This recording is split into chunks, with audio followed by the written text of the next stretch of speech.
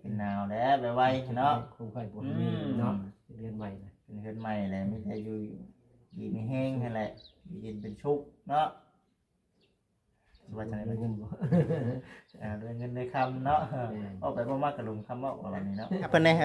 ดีมีแห้งเด้อความเจ็บให้ได้ความไข้อย่าให้มีดีมีแห้งเพื่อนใหม่กับอยู่เย็นเป็นสุขร่ำรวยสวัสดีเด้อ คักแน่ดีเนาะ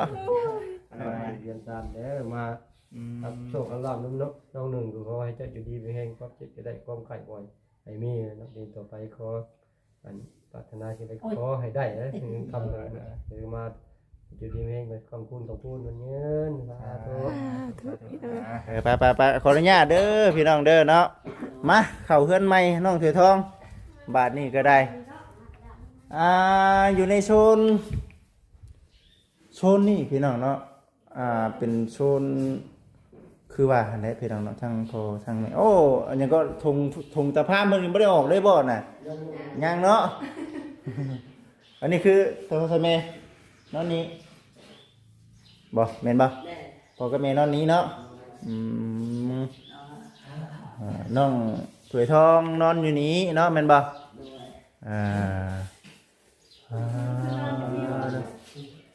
นี่คือโซนออกพื้นครัวเด้อพี่น้องเด้อนี่โซนออกพื้นครัวใช่เพิ่นนอนเด้บ่ให้เนาะ ไปเข้าไปเบิ่งเอาขออนุญาตเด้ออึบจะมั่มแท้นี่ เป็นยังจังว่าชื่อธันวาสามีนาจักอยู่บ่ เกิดเด้ เพิ่นเกิด มาจาก 2ธันวาเนาะเกิดมื้อบุญเลยเนาะ 2 มื้อ บุญที่2เลย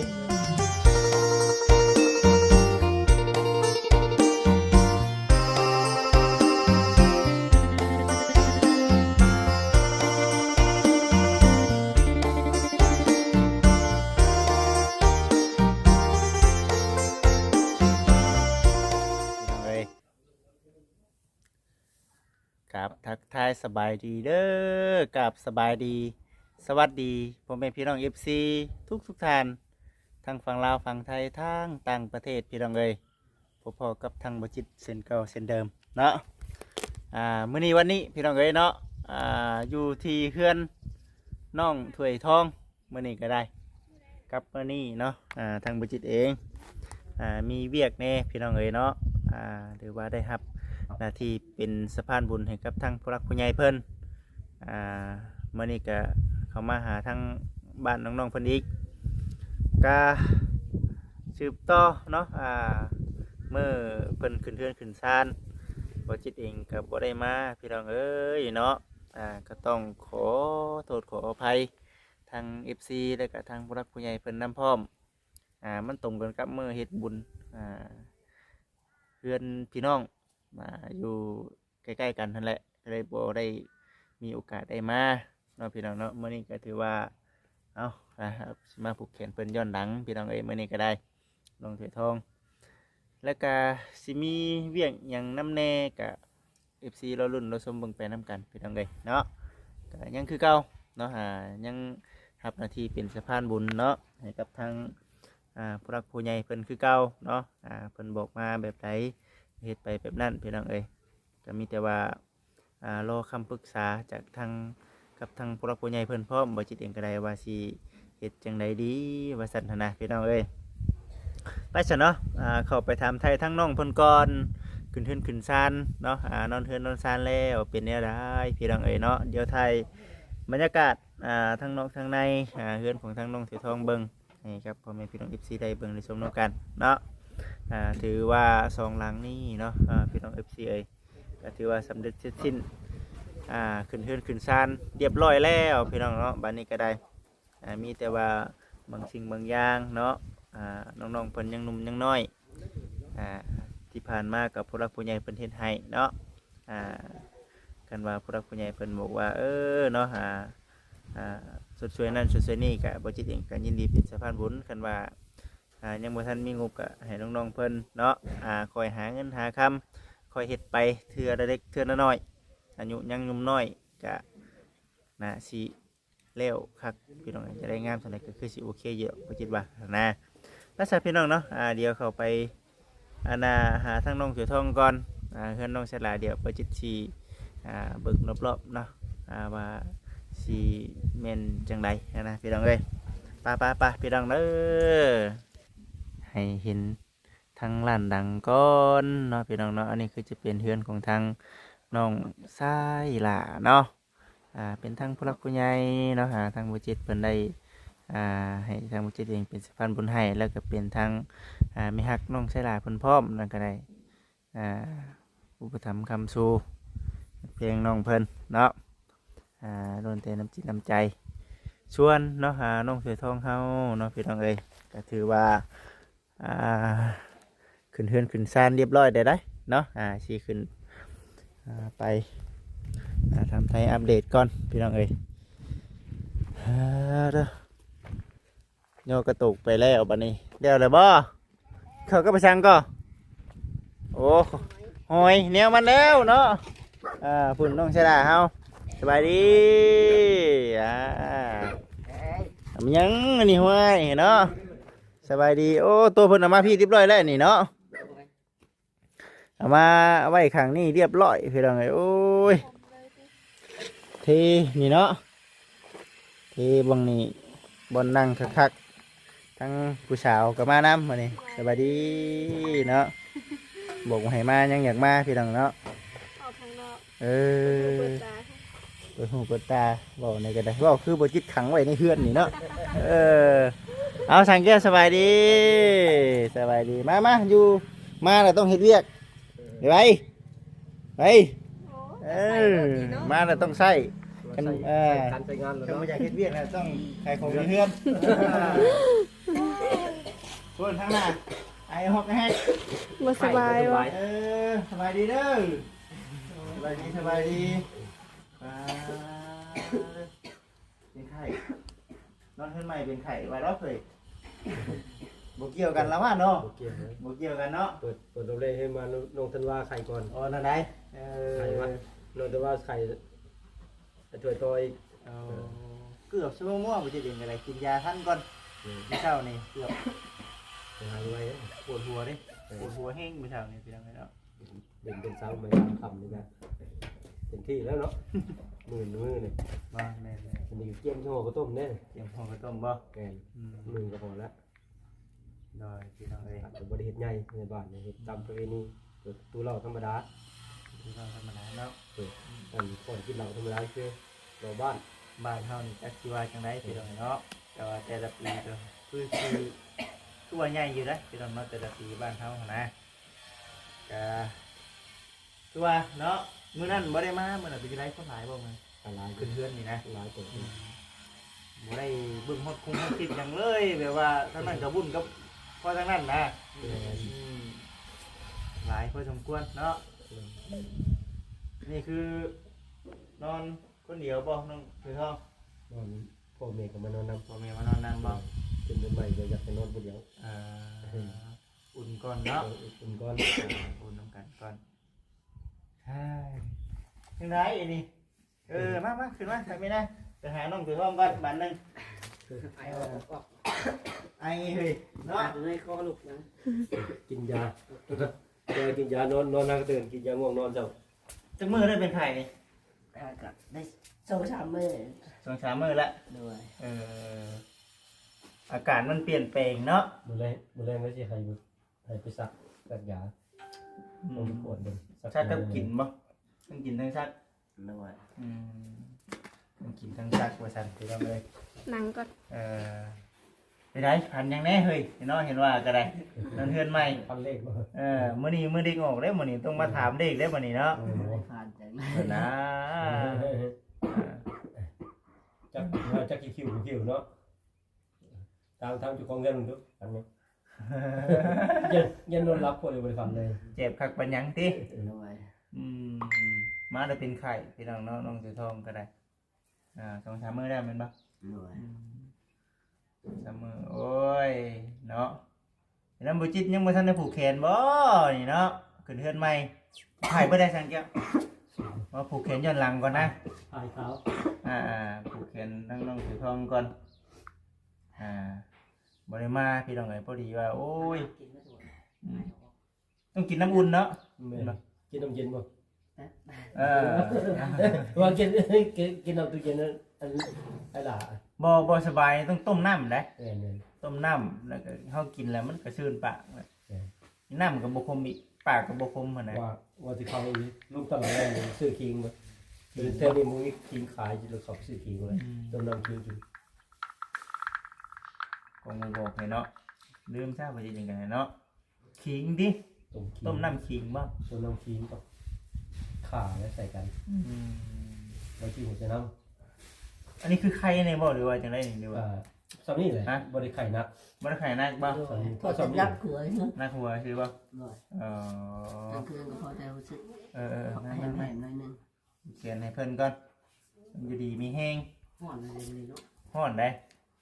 สิได้มันจังแบบว่าคนเฮามันจังเชื่อหน่อยร่างกายนะมันปรับเปลี่ยนนำบ่ทันเนาะ เลย ร่างกายมันปรับเปลี่ยนนำบ่ทันร่างกายปรับเปลี่ยนบ่ทันหันไปทางนั้นละบาดนี่เนาะ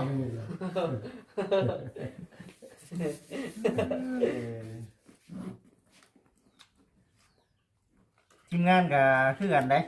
ออกแฮกหอยสิว่าบ่จิตว่าสิรอดแหละบ่จิว่าปวดหัวแห้งดีมื้อเช้านี่ก็ได้ว่า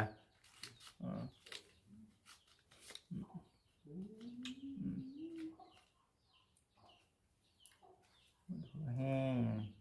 ไม่ได้ปวดหัวป่ะ ปวดเยอะ ปวดป่ะ พอจะเจ็บจะหัวนี่แหละ หาย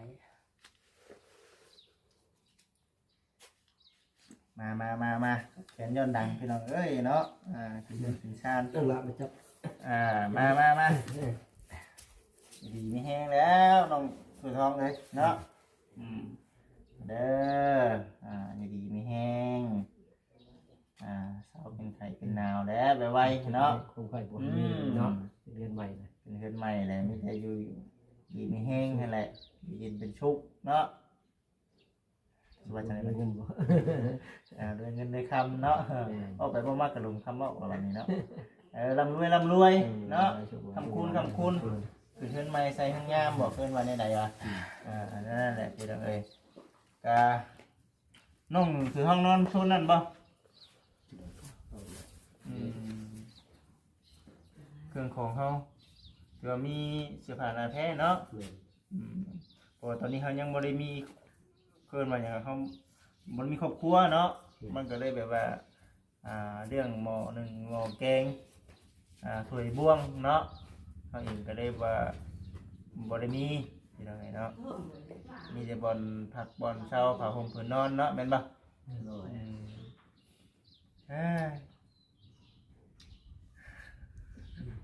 เช้าไว้ได้เหยเนาะ เลย วิธีได้นี่เพื่อนน้องถือทองนี่กะ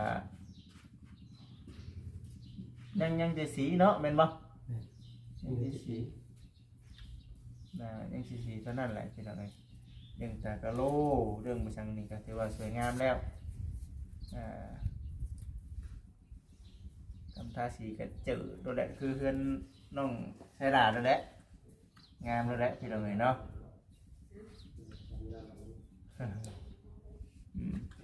เดี๋ยวดิมัดบอลใช่ไหมนะ มันจะได้ไปบอกว่าเป็นได้เหรอ เอาเป็นนะเนาะเอาผูกแขนให้น้องเพิ่นแน่ก็ให้อยู่ดีมีแรง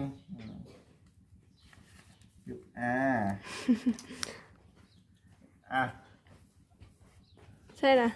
นั่นคือเฮ็ดให้นะฮะ ให้เห็ดให้ได้สัก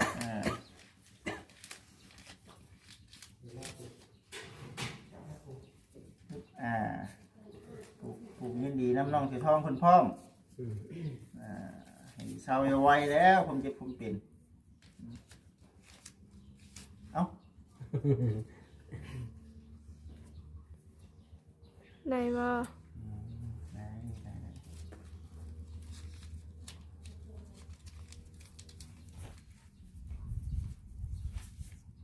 เย็นเนาะอยู่พี่นะจ่วย มา เอา อ่ะผูกให้คอยว่า ยังมาถึงเวลาผูกกันนะเนาะเอา ยันนะสะดอก เอาผูกให้น้องจุทองนะเฮามาน้ำหลังดิ มาน้ำหลัง มาน้ำหลังเอาฮับเพิ่นได้ดีดีมีแห้งเด้อความเจ็บให้ได้ความใครอยากให้มีดีมีแห้งเพื่อนๆใหม่กับอยู่เย็นเป็นสุขร่ำรวยสวัสดีเด้อ คักแน่ดีเนาะเอาอยู่หันทะเนาะเนี่ยอยู่นี่แหละดอกไผ่นี่คุณบ่ยืมไผ่น้ำน้องกันนะใช่ล่ะบ่ ได้เลย เสียช่วยกันเจ้าเด้อน้องเถื่อทองเด้อเนาะเสียช่วยกันหลอกหนึ่งบ่สองหลอกเนาะ 2-3ดอกแล้ว ดอกไฟเฮานี่เฮาบ่ขออนุญาตนำนี่เฮายังแบบว่าเฮ็ดบ่ลงตุงเตียงไว้ซื่อๆนี่เนาะมันยังบ่ทันได้ ผู้พอได้ใต้นะ แม่น บ่ทันได้เล่นยัง กระดุงกระดานเนาะยังตอนนี้ ยังหลายขั้นตอน ยังหลายขั้นตอนอยู่ได้ ทรายก็ซื้อทรายหน่อยสายใหญ่เพลงลาดโค เพลงเนาะ ทรายหน่อยให้7เซนปลาย7เซน ก้อหนึงนะ แม่น 50เมตรบ่ 70 70เมตร70เมตรพอดีทุกคน อันนี้เท่าไหร่ เรียกอะไร7เซนหา อ๋อตัวว่าใหญ่อยู่เด้นี่ครับคือว่ายังบ่ชุดเนาะมาเขียนให้ได้ มาแขนบ่มาซะมา จับก่อนครับก่อน เอา โอ้มาเขียนให้แล้วเนาะ มา ไอ้บุญกูแย่งกันกูชีโมเมนต์มีในมื้อนี้ดอก บัดเพิ่นบัดโตได้เนาะคือกันนั่นแหละมีอะไรเนาะเรียนตามเด้อมาครับโชคลาภน้องหนึ่งก็ขอให้เจ้าอยู่ดีมีแห่งความเจ็บจะได้ความไข้บ่อยให้มีนักเรียนต่อไปขออันปรารถนาสิ่งใดขอให้ได้นะถึงคำนั้นหรือมาอยู่ดีมีแห่งคำพูดมันเงินสาธุ หักแพงคือเก่าเนาะคือเก่าเลยบ่มา โอ้ยมีน้ำบ่นี่ค่ะ หักแพงคือเก่าเนาะมีแต่เฮ็ดได้ฉันเอาหับเพิ่นเด้อตาไปหน้าเห็นว่าโชคลาภน้องหนึ่งขอให้เจ้าอยู่ดีมีแห่งจะไปซื้อได้ขายมาเลยค่าขายยังก็ให้ขึ้นให้เกินเลยให้เงินคำให้ลังไหลเข้ามาจะดีฝากแกงแห้งมันเยินพี่น้องเอ้ยบาดนี้เนาะเนาะนั่นแหละจังว่าก็ถือว่าสำเร็จเนาะสำเร็จไปแล้วมีแต่เฮามีเงินมีคำก็ต่อเติมไปเนาะอยู่ในขั้นตอนใหญ่นี่คือสำเร็จแล้วคือในเรื่องการขึ้นเทือนขึ้นศาลได้พี่น้องเบิดเท่านี้แหละในความนี่ครับเทวบุญ แม่เพื่อสิได้ช้ำนี่เนาะบุญผูกพันแล้วว่าสิได้อยู่ซี่นะแม่แล้วก็ทั้งทำแม่เพิ่นพร้อมหั่นแหละบ่จิตเองก็เป็นสะพานบุญให้กับเพิ่นนั่นแหละหรือว่าผู้รักผู้ใหญ่เพิ่นนั่นแหละก็คือเห็นบุญคุณอยู่เนาะที่บุญคุณผู้รักผู้ใหญ่สนับสนุนมาได้สนิทป้าบุญใหญ่หลวงลีเลยแม่ก็ถือว่าเป็นอิงในใจที่มันอยู่เป็นว่าใกล้จะโคคือนั่นแหละเพิ่นมาใกล้ก็สิไปเฮ็ดเวียกช่วยเพิ่นนี่แหละเนาะบ่ยากนะตัดยุงตัดหญ้าไปก็ได้นะน้องถือทองเนาะปัดกวดเฮือนก็ได้เนาะบ่ยากดอกมีหยังก็เฮ็ดช่วยเพิ่นเนาะอันนี้มันแบบเป็นไปบ่ได้บาดมันไกลจักอยู่ไสเนาะจักอยู่ไสบาดนี่เนาะนี่มันอยู่ไทยยังคิดว่ายังพอไหวอยู่เนาะพอไหวอยู่คิดว่าป่ะมือได้มือหนึ่งเชื่อว่าจิตผลิตไทยอันนี้แม่นคนละโลกเลยเนาะแม่นคนละหน่วยโลกคนละภาคพังเลยต้องได้ขี่ยุ่นไปข้างในทางนี้เป็นกระเวนทางนั้นเป็นกระคืนแล้วเนาะอุณหภูมิก็ขนาดทางนี้ร้อนทางนั้นหิมะตกดิจักเท่าไหร่ได้เนาะช่วงร้อนได้มื้อนี้เนาะแม่นร้อนเป็นพิเศษมื้อนี้ว่าย่านมันเฮ็ดใช่ตอนบุญเดือน3นี่เนาะเอาดีเด้เจ้าฝนสิตกเนาะร้อนมาสิช่วงอยู่ไดเคยตกอยู่ไดวางเบิ่งเลยมื้อแรงเลยเพิ่นมื้ออื่นบุ๊บคนเดียวนี่พอแฮงเนาะหินฝนตกแห้งเลย อีต้นพวกจับเอ็นเขาเลยเนาะ เฮ้ย คายจับเอ็นอยู่จักสาวนา โมได้ขาย จุดก่อนพี่อันมันเฮามาเผาอยู่ห้านช่วงงานน่ะ ช่วงนี้นะ แม่น ไปใส่เลย คำอยู่ในห้านน่ะพ่อได้ขายอยู่เพราะว่ามันอันนั้นเด้มันเป็นการงานเด้โอ้ยเนาะ สุกเนาะน้องสว่าเพิ่นก็นอน นอนบ่เพิ่นนอนทำงานนะนอนบ่หานะ ยังไม่ได้เห็นจักเทื่อเลย เออ ขับไปเบิ่งก็ ไปเบิ่งไปใส่ไม่ได้ไปบ่ได้เว้าอยู่เนาะโอ้ยว่าให้ใส่ไม่ได้ว่าอยู่เบิ่งน้ำเด้ว่าซั่นไปเข้าไปอยู่ห้องพี่บ่ไปขออนุญาตเด้อพี่น้องเด้อเนาะมาเข้าเฮือนใหม่น้องเถือทองบาทนี้ก็ได้อยู่ในโซนนี่พี่น้องเนาะเป็นโซนคือว่าอันไหนพี่น้องเนาะทางพอทางไหนโอ้อันนี้ก็ทงตะพามมันไม่ได้ออกเลยบ่น่ะยังเนาะ อันนี้คือตัวทำไมนอนนี้บ่แม่นบ่พอก็แม่นอนนี้เนาะ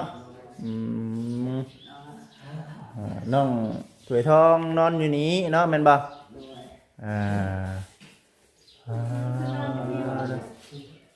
นี่คือโซนออกพื้นครัวเด้อพี่น้องเด้อ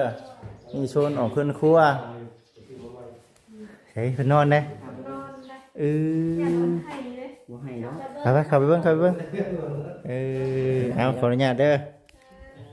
อึบ มันจะมั่มแท้นี่ เป็นหยังจึงว่าชื่อธันวาใส่ไม่นาจักอยู่บ่ เกิดเด้ เพิ่นเกิด มาจาก 2ธันวาเนาะเกิดมื้อบุญเลยเนาะ สองมือบุญ บุญที่2เลย เลยได้วันที่2ธันวา จังเดึกมื้อเกิดดีๆเนาะ มื้อเป็นครบงานวันที่2แล้ว น้องธันวาเลย เฮ็ดให้ครอบครัวก็บ่ได้ไปเที่ยวเลยเนาะ ว่าเพิ่น ชายเลยนะ ผู้ชาย จูลุงเพิ่นต้องเหล่าว่าเพิ่นว่าสิไปลิน บ่ได้ไปเลยเนาะ ไปเลยฟรีไปอยู่เลยจะได้บอกคนนั้นก็เลยแต่ฟังแต่เสียงตู้เอาระยะบ่ เอ้ยบ่เย็นอยู่ไหนนี่เย็นอยู่นี่ เดินไปวัน เอ้าวันที่2ธันวาก็ฮอด แม่ก็เป็นประตูคนน่ะไปได้มาซาวไปได้ไหมไปได้ไหม แหม่อีคนน้อย พอวันที่2กันตัว2เดือนเต็มแล้วป่ะ เดินไปนี่เนาะ เดือนไป อ๋อเดินไป นอนเด็กหน่อยใช้ชีนมาเนาะเป๊บเดียวนะวะในวันลูกอันนี้นะ3 เดือนบาซินก็ 3เดือนเนี่ยเป็นอุ้มนะ 3เดือนพอดีเนาะพอดีอุ้มเนาะ พอดีอุ้มติด เอ แล้ว คือน้องพากันนอนนี่บ่พอดีนอนอุ่นน้ำน้องเถือทองเนาะนอนอุ่นน้ำน้องเถือทองเพิ่นนอนเนาะเขาเพิ่นบ่นอนใครดอก เคยส่งไปได้ว่าก วนเพิ่นเด้ กวนได้ไปเอาออกบ่บัดนี้ ไป เอาใหญ่กูนี่สิอุ้มเด้อเพิ่นยังบ่กล้าอุ้มใช่หน่อยย่านวะ เนาะ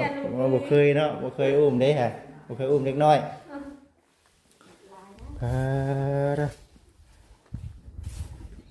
ถือว่าสิประมาณนี้แหละพี่น้องเนาะ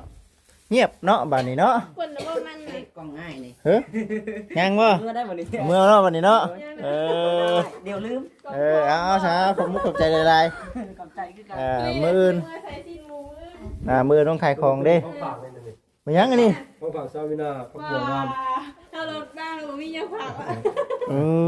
เบิ่งให้เอาเช้าหน้าขมุกขอบใจหลายๆเอาพักยังคืออันนั้นแท้นี่ บัว คือใหญ่แท้นี่ บัวยังมีนะ บัวแบ่งแล้ว ปลูกบัวแบงบ่ บัวเลยเฮานี่ ปลูกเลยคือใหญ่แท้ เอาพันธุ์มันต่างหากเด้ งามเนาะ เอามาเป็นพันธุ์เลย ใหญ่ เฮ้ยเฮ็ดได้ไปซั่น ได้แล้ว เอ้า เอาไปปลูกเป็นพันธุ์เลย แบงเพิ่นมาบัวแบง บัวแบ่ง ก็เลยว่า เป็นโกใหญ่ๆได้โกมัน เคยเห็นละ หัวนี่สิบ่มีเนาะ บ่มีนะมีแต่ใบ เฮาตัดชี้เนี่ยมันแตกออกบัดนี้ แม่น อ๋อ